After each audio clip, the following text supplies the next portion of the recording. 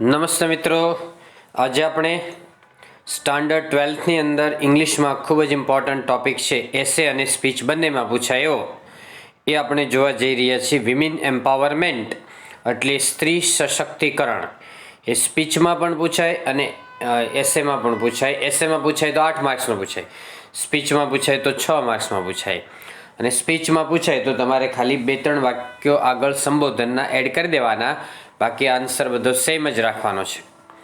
Women empower એટલે સ્ત્રી સશક્તિકરણ. તો ચાલો જોઈએ આપણે કે women empowerment refers two strengthening the social, economic and educational powers of women. કે સ્ત્રી સશક્તિકરણ એ દર્શાવે કે સ્ત્રીઓનું સામાજિક, આર્થિક અને શૈક્ષણિક રીતે સ્થાન ઊંચું આવવું જોઈએ, તેઓ શક્તિશાળી બનવા જોઈએ. સ્ટ્રેન્થ એટલે શક્તિશાળી બનવા જોઈએ. It refers to an environment where there is no gender bias and has equal rights in community, society and workplaces. તેઓ બતાવે છે કે એક એવું પર્યાવરણ હોવું જોઈએ, એક એવું વાતાવરણ હોવું જોઈએ કે જેની અંદર કોઈ જેન્ડર બાઇસ ના હોય, એટલે પુરુષ કે સ્ત્રી વચ્ચેનો પક્ષપાત ન હોય, અને સ્ત્રીઓને પુરુષની જેટલા જ સમાજની અંદર, સોસાયટી એટલે કે સમાજની અંદર અને કામની જગ્યાએ, કુટુંબની દરેક જગ્યાએ સમાન અધિકાર મળવા જોઈએ. ઇક્વલ રાઇટ્સ એટલે સમાન અધિકાર છે.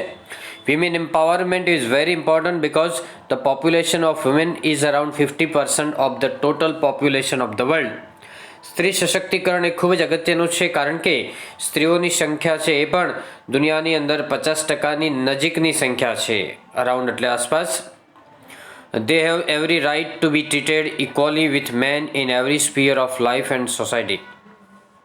તેઓને દરેકને અધિકાર છે કે એમને પુરુષની સમકક્ષ દરેક જીવનના દરેક આવરણમાં, તબક્કામાં, સમાજની અંદર દરેક જગ્યાએ એને સમાન રીતે એની સાથે વર્તવામાં આવે. ટ્રીટ એટલે એની સાથે બિહેવિયર કરવામાં આવે. The empowerment of women would result in overall development of society both at micro and macro level. સ્ત્રીઓનું સશક્તિકરણ છે એને પરિણામે સમાજનો માઇક્રો અને મેક્રો બંને લેવલે ખૂબ જ વિકાસ થશે. Active participation of women in economic activities and decisions would contribute towards overall economic development. સક્રિય ભાગીદારી છે સ્ત્રીઓની આર્થિક પ્રવૃત્તિઓમાં અને નિર્ણય લેવામાં, એ આર્થિક વિકાસ માટે ખૂબ ઓવરઓલ આર્થિક વિકાસ તરફ ખૂબ જ મોટું યોગદાન આપે છે. But there are many challenges or barriers regarding women empowerment. પરંતુ સ્ત્રી સશક્તિકરણને લગતા કેટલાક પડકારો છે, કેટલાક અવરોધો છે. Because of the inherent superiority complex among the males, they often don't allow their female counterpart to rise as high as them. એક વારસાગત પુરુષ પ્રધાન માનસિકતાને કારણે પુરુષો છે તેઓ સ્ત્રીઓને તેમને સમકક્ષ, તેમના જેટલો ઊંચો દરજ્જો આપવા માટે તૈયાર ન થાય, પરવાનગી ન આપે. There is high level of domestic responsibilities. અને ઘરની પણ ખૂબ ઊંચી જવાબદારી હોય છે. There are high restrictions to participate in social, economic and religious activities. સામાજિક, આર્થિક અને ધાર્મિક પ્રવૃત્તિઓમાં ખૂબ જ બંધનો હોય છે ભાગ લેવામાં. રિસ્ટ્રિક્શન્સ એટલે બંધનો હોય છે. In our society, boy child often gets preference for education and healthy diet over the girl child. આપણા સમાજના છોકરાઓને છોકરીઓ કરતાં શિક્ષણ, આરોગ્ય, દરેક બાબતની અંદર વધારે પ્રેફરન્સ આપવામાં આવતા હોય છે, પસંદગી વધારે આપવામાં આવે. Some people prefer male child over girl and this still exists among many families in the society.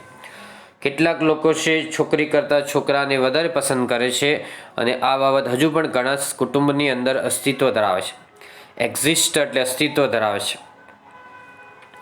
If there is a problem, then there are always be solutions regarding women empowerment. જો પ્રશ્નો હોય તો એના solution પણ હોવા જ જોઈએ, અને હોય જ છે. Education through mass communication is very important. Mass communication દ્વારા શિક્ષણ આપીએ તો ખૂબ જ અગત્યનું કામ થયું છે. Both women and men should be made aware of their responsibilities to promote and practice gender equality. Promote એટલે બઢતી આપી,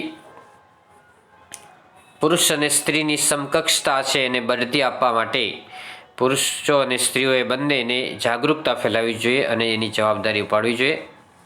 We should gather national data and identify the areas where incidents of violence and gender inequality are the most. આપણે રાષ્ટ્રીય માહિતી શોધવી જોઈએ અને એ ઓળખવું જોઈએ કે કઈ જગ્યાએ સ્ત્રીઓની સાથે હિંસા કરવામાં આવે છે અથવા તો એની સાથે પક્ષપાત કરવામાં આવે છે, એની સાથે અસમતોલ વર્તન કરવામાં આવે છે. This data can be used by the government, NGOs and field workers to raise the status of women. આ ડેટા છે ગવર્મેન્ટ દ્વારા, NGO એટલે નોન ગવર્મેન્ટ ઓર્ગેનાઇઝેશન દ્વારા અને ફિલ્ડ વર્કર દ્વારા સ્ત્રીઓનું સ્ટેટસ ઊંચું લાવવા માટે ઉપયોગમાં લઈ શકાય. The society should be made aware that both boy child and girl child are equal and they both should have equal access to resources. સમાજને જાગૃત કરવો જોઈએ કે બાળક પુરુષ હોય અને છોકરો હોય કે છોકરી હોય બંને સરખા મહત્ત્વના છે અને બંનેને સરખા સ્ત્રોત મળવા જોઈએ, ઉદ્ગમ સ્થાન મળવા જોઈએ, બધી જ અધિકારો મળવા જોઈએ, સગવડો મળવા જોઈએ. Okay, so that's all. Happy learning, happy sharing. Thank you very much. વિડીયોને મિત્રો લાઇક કરો, ગ્રુપની અંદર શેર કરો અને ચેનલ ફોરમ ટ્યુટોરિયલ્સને સબસ્ક્રાઈબ કરો કે જેથી કરીને નવા વિડીયો તમને મળતા રહે. મોટાભાગના વિડીયો મુકાઈ ગયા છે અને થોડાક બાકી હોય તો એ ઝડપથી મુકાઈ જશે. That's all. Thank you again.